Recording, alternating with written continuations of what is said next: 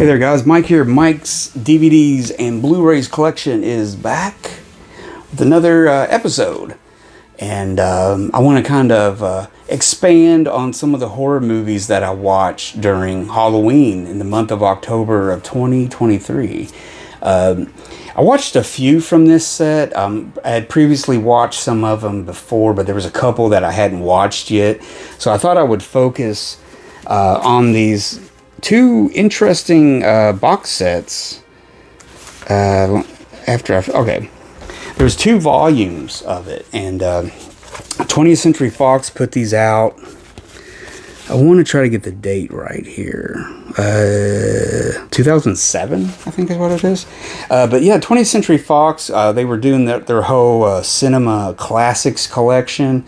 They were putting out some really nice DVD editions with, they have that banner across there with some really cool art and slip cases and stuff. I did a video in the past about those, the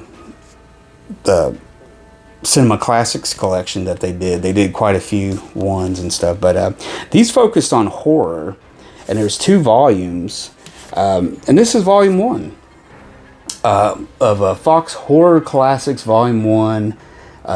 It's a terrifying trilogy of terror. This one stars, it has 3 movies on here. And I want to say, are these the ones? Yeah, these are the ones, I believe. Now, what's really cool is they did this. They should have just made this, directed by John Brom. Because each one of these 3 movies are directed by John Brom. Now, he had a very short career in Hollywood at 20th Century Fox, but he was a real, almost like an auteur director. He had a real look of his films, and he did some really interesting work, but it didn't last very long. I'm not really 100% on his about his story, but there's a documentary on here that kind of explains it more in depth.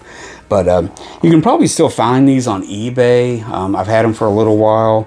But the first one that's on there is The Lodger, which is, had previously been kind of filmed. Alfred Hitchcock did it in 1927 as a silent movie. But this was, I believe, 1944. 1944. And it was kind of a story based around Jack the Ripper, sort of. He's kind of a Ripper guy. It stars Laird Cregar. Now, he had a very short, tragic life in Hollywood. He started out like everyone does. Maybe it was the late mid 30s or something. But by like 1948, 49, in early 50s, I believe he passed away. But he was a very heavy actor. He was very tall, very big. He was a big actor. He's not going to get every role because of his size, his look, and everything. So, but he was a very good actor. And I think John Bram really used him in a really good way. Now, he's been in different movies. Once you see his face, you know Laird Cregar. But it also has George Sanders and the lovely Merle Oberon in it and everything. But really cool. It's got some special features. It's got like the radio show and everything, but really good. It's kind of a it's kind of a story like that. It's absolutely beautiful black and white photography. I mean, there is so much atmosphere in this. If you can picture a 1800s London with some fog at night, dimly lit. I mean, it just looks awesome. I mean, it looks great. He was a great director. He worked with the best cinematographers. And everything, but yeah, really beautiful movie. It's a really cool, I guess you could call it like a dramatic, it's not really melodramatic, but like a dramatic thriller suspense type of movie. But very well worth checking out. I think Kino may have put those out on Blu-ray in the last 5 years. Next up on here is a movie called The Undying Monster. And it kind of has a cheesy title, but it's really a good movie. Again, directed by John Bram, produced by Brian Foy. He did the other one. But this one, it's got James Ellison, Heather Angel, and John Howard. Now, Heather Angel was, I believe she was a British actress, and she was pretty popular back then. But yeah, The Undying Monster. It's kind of like a werewolf movie in a way. It's, you know, this guy turns into a monster, an undying monster, if you will. This is from 1942. But pretty interesting, pretty cool. It's kind of cool to see 20th Century Fox do what Universal had been doing. And this is a year after The Wolfman. So they were kind of doing they wanted to do their own kind of monster movie and stuff. But with John Brand behind the camera, you know, kind of took it up a notch than some of the werewolf sequels that Universal did. But very, very cool, very interesting. You don't hear much about it. You don't get talked about much. And then finally, for volume 1 here, we got a movie called Hangover Square. Again, another beautifully filmed movie. Just really, just crazy. It's so cool looking. It's so great, and it's not talked about much. It's kind of a slight film noir-ish mixture into a dramatic suspense thriller. You know, if you had tried to put it in a box, I don't know how, but yeah, it's got Larry Krieger is back again working with him. We got Linda Darnell and George Sanders is back on this, and pretty cool. I mean, the tagline here is passion, obsession, insanity, and murder. So that's enough to tell you. Variety magazine said it was eerie back in the day, and I believe, yeah, I think there's a documentary on here about Laird Krieger, about his tragic life and everything, rise to fame and everything. And then I think on the other one is one about the director. But again, Hangover Square and The Lodger, they're both just, whoa. They look really good, especially Hangover Square. I think it looks a little bit more and stuff.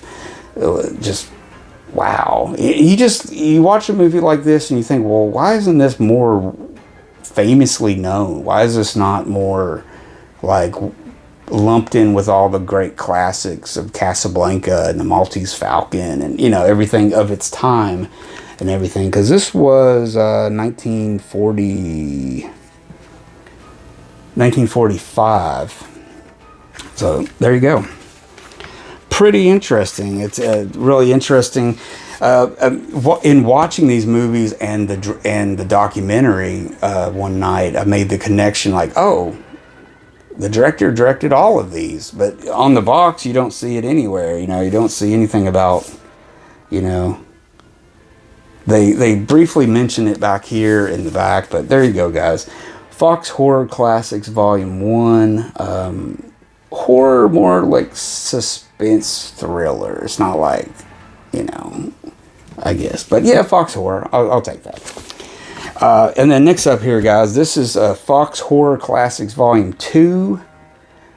Again, you got the Cinema Classics banner up there. That was part of that. Now, this case I got is kind of tore up a little bit. I believe it was hard to find on eBay at that time. I was looking for it, and it had crazy prices, like unopened, still sealed, was like very expensive, and then it was all this different stuff. So I found this one. I think it was cheaper because the corner was tore.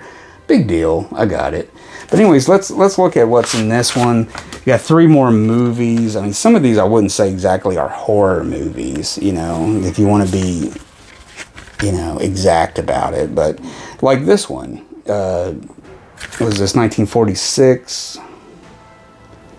Yeah, 1946's Dragon Wick.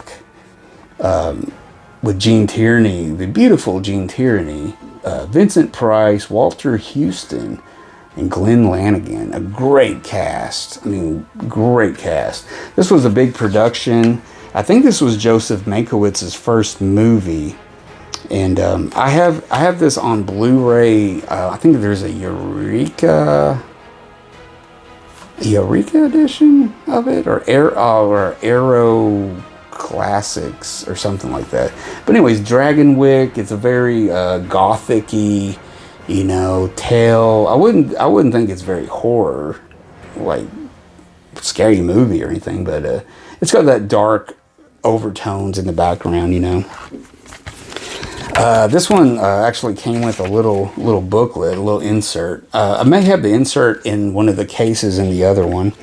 And then this was a real interesting one. This is one of the reasons I went after this set for Shen Chandu, the magician.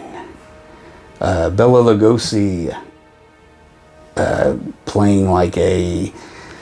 Oh gosh, what is he, like a mystic, like a seer, you know, fortune telling stuff, and a madman. He's a madman, mysticism, and a madman. It also has Edmund Lowe, Irene Ware, and Henry B. Walthall, which he's a very famous character actor in so many movies. But yeah, this is really an oddball movie from 1932. You got... Oh, it's co-directed by William Cameron Menzies, which is pretty interesting also. It's based on a radio drama at that time. Apparently this Shandal character was very popular, obviously on the radio, and then they tried to make a movie and stuff out of it. But yeah, it deals with scientists and death rays and mysticism and fortune tellers and Bela Lugosi. So what more could you want? It's probably not one of the best movies ever made, but it more fits with these Fox horror movies than any of the others. And then finally on this set, this is one directed by Harry Lackman from 1942. This is Dr. Renault's Secret, which is another one of those kind of oddball type of movies. But yeah, this has J. Carroll Naish, which, God, he's been in so many movies. I first discovered him in some Westerns with Randolph Scott. He was in a few of those. And he's just been in a bunch of stuff. I mean, he tends to change his looks and stuff, and you don't recognize him sometimes. But so it's George Zucco. He was very popular at this time period. Lynn Roberts and John Shepard. So this is the tagline on this one: "The animal instinct cannot be tamed." Arr. So Dr. Leo Forbes is an American scientist. He arrives in France to meet his fiancée, and kind of falls in with this person. And there's unexplained murders happen. There's a half man, half ape part of a story done with an experiment that's on the loose and stuff. So really, really cool. It's kind of like a Dr. Jekyll, Mr. Hyde type of story, but pretty interesting. A lot of fun just because it's just one of those odd movies done by 20th Century Fox. So there you go, guys. I got two sets here that Fox put out. I believe they never did do a part 3 volume, so Fox didn't have a huge output of stuff, and also around this time Fox had brought Laurel and Hardy back into their studio, and they did about 6 movies or something like that, and stuff. So this is wartime, 1942, so it was kind of some odd stuff going on then, especially for the studios and stuff. So whatever, long story to talk about, but great stuff there. Check those out. Those are really good curiosities, especially if you like pre-code, 30s and 40s horror or sci-fi. If you like just some dark gothic melodrama and stuff like that. then those sets will really appeal to you. They're just really interesting. And I recommend, if you find them for a good price, to immediately snatch them up, because they are going up in price, because a lot of those haven't been put over on Blu-ray yet. I mean, Dragon Wick has, and I think The Lodger and I know The Lodger and Dragon Wick is on Blu-ray. I'm not sure about the other ones, but there you go, guys. Hope you enjoyed that video. Just kind of go with the Halloween spirit that's going on this month, and everything. So there you go. Comment. Let me know what you think. Make sure you give me a thumbs up, and don't forget to subscribe to my channel. And I will see you guys next time.